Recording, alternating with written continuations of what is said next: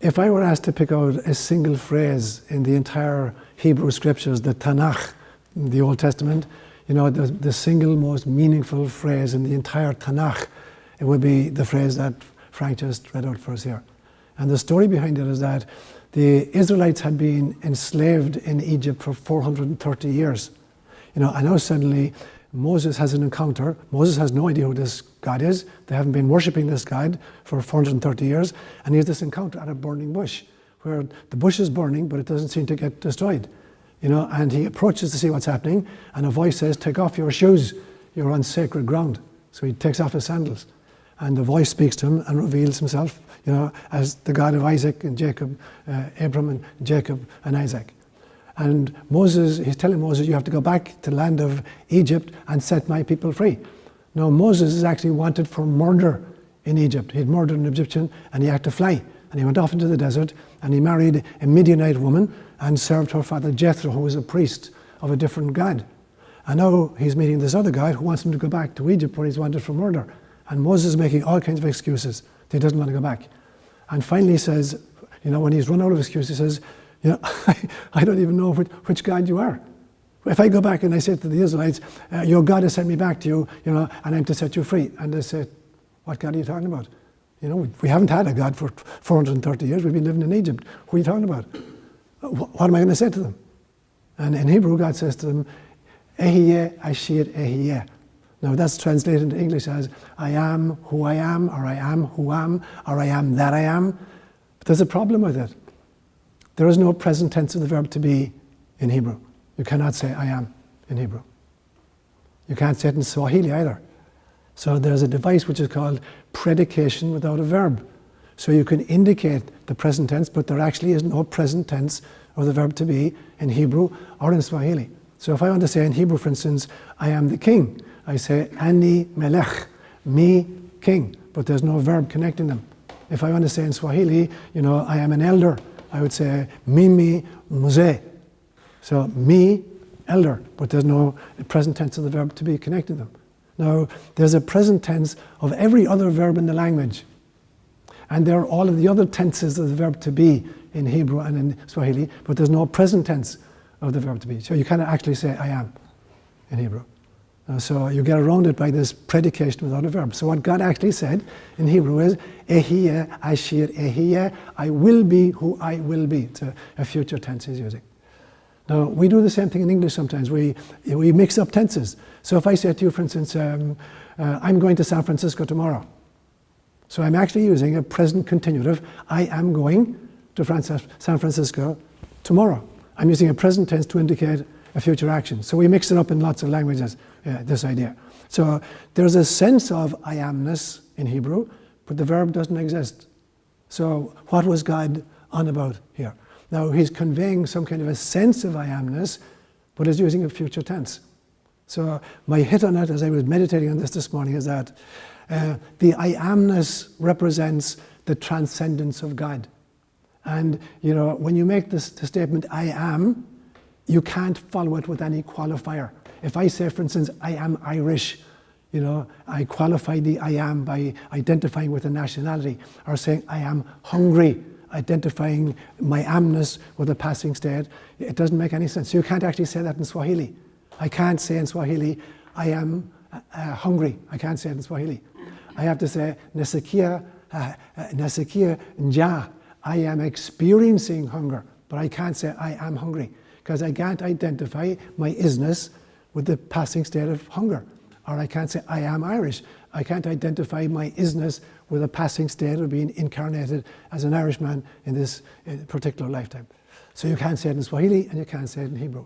So my sense this morning was that the I amness, the sense of amness, it can't be followed by a qualifier. So when God says, giving the sense of I am, this is the essence, and the word Yahweh actually means the very same thing. The word Yahweh means the amness of the divine. So the I am statement really represents the utter ineffable transcendence of the divine. When you add a qualifier, it represents the immanence of God. And so when God uses the future tense, Ehiye, Ashir, Ehiye, I will be who I will be, what does that mean? It means that God can adopt any form that she chooses in incarnation. And so God can be a banana slug. God can be an oak tree. God can be a mountain. God can be a human being. So God can express herself in all these ways. And then it's Ehiye, Ashir, Ehiye. I will be what I will be. Now, when God made that statement, he was saying, I will be Kaji Remedius. Ehiye, Ashir, Kaji Remedius. I will be Kaji Remedius. I will be Bill Miller. So at various stages, God is saying, I will be whatever I need to be. So every incarnated form, in some senses, is the future tense that God was using on that occasion. Ehiye, Ashir, Ehiye. I will be whatever the situation calls for. That's who I will be. And so in some sense, every single one of us was present at the burning bush. And God was promising to take all of these space suits, everything from an oak tree to Ronald's, according as the situation warranted it. And so for me, that's the kind of the conundrum, is kind of the duality between the immanence of God, the amness of God, and the will-be-ness of God, whatever the situation calls for. Now it's interesting that Jesus picks up in this very same phrase. And particularly in John's Gospel, there's a whole bunch of passages where Jesus very definitely is imitating what happened in Exodus chapter 3, verse 14, where he makes all these I am statements. I am the way, I am the truth, I am the life, I am the good shepherd. He's intentionally using that phrase in Hebrew here because he's identifying with the Father. He says to Philip at the Last Supper, when Philip says to him, Lord, you keep talking about the Father. Just show him to us once, that'll be enough for us. And Jesus says, Oy Vesmir, have I been with you so long, Philip, and you don't get it, that when you see me, you see the Father? If you really see to the essence of Christ, you're seeing the Father. The Buddha had the very same message. The shortest homily the Buddha ever gave was absolutely wordless. He bent down and he picked up a flower and he held it aloft, and the disciples are waiting for him to give a homily, and he's holding it up there, and there's nothing happening. They say, okay, dude, what's the scoop? What do you want to say about it? He said nothing. And finally one of the disciples broke into this huge smile. He got it, and the Buddha just nodded. Okay, you got it. If you really see a flower, you see God. If you really see to the core, you're seeing the God, you're seeing the void out of which everything came. You're seeing the nothingness out of which everything manifested. And when Jesus said stuff like, look at the lilies of the field, I think he was giving the same message. If you really see the lilies of the field, you see God. If you know how to look beyond mere form, you see the essence and the womb out of which everything emerged. And so there's one famous passage, I think it's in John chapter 6, where Jesus is talking to the crowd, and he said, Abraham longed to see my day. He saw it and was glad. Now, Abraham lived 1850 years before Jesus. And here's Jesus saying, Abraham longed to see my day. He saw it and was glad. And the crowd said, no, we know you're crazy. You're not even 50 years of age, and you saw Abraham?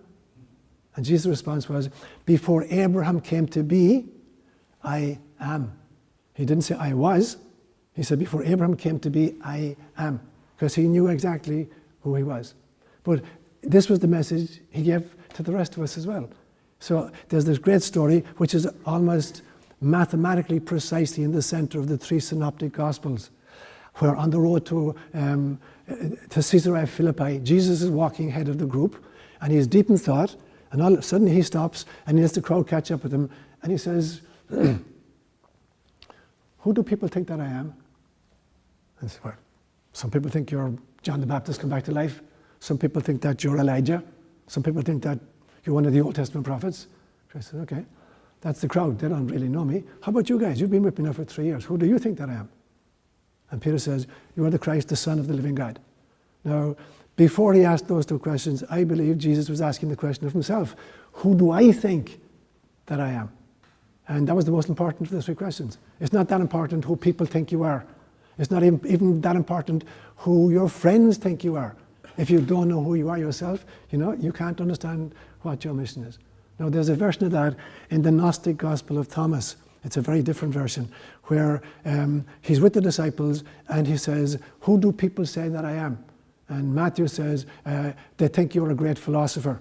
And Levi says, yeah, they think you're a great sage. And somebody else says, they think you're an angel. And he says to Thomas, Thomas, who do you think that I am? And Thomas says, My lips can't speak it. Christ realizes this guy got it.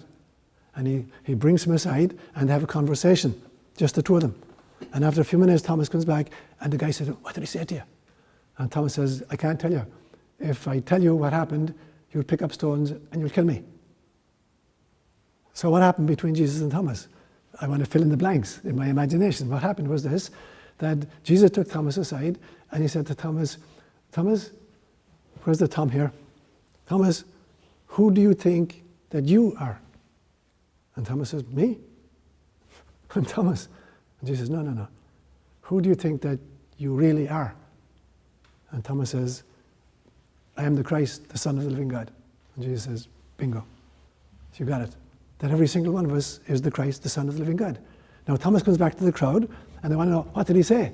If Thomas says, yeah, we discovered I'm Christ, the Son of the living God, they're going to kill him. You know, they say to promote himself. So he was afraid to tell them.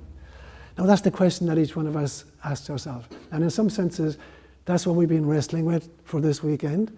You know, there are 4 great questions in life, I think. The first one is trying to figure out who is God, who really is God? Is God Ehiye, Ehiye, I am who I am, or I will be who I will be? Secondly, who am I? How do I understand myself? Am I identified with my physical body? Am I identified with my relationships? Am I identified with the job I do? Am I identified with my emotions? Am I identified with my thoughts? Who do I really think I am? And my answer, of course, is I'm a bite-sized piece of God having human incarnation. The third question is, who is my neighbour? What do you mean by neighbour? And the neighbour is everybody else, because the neighbour is just another articulation of the divine. And so the neighbour is just God in different clause. And then from those 3, the final question that we wrestled with over the weekend was, if this is God and this is who I am and this is who the neighbour is, what is my mission? What did I volunteer for? What did I sign up for?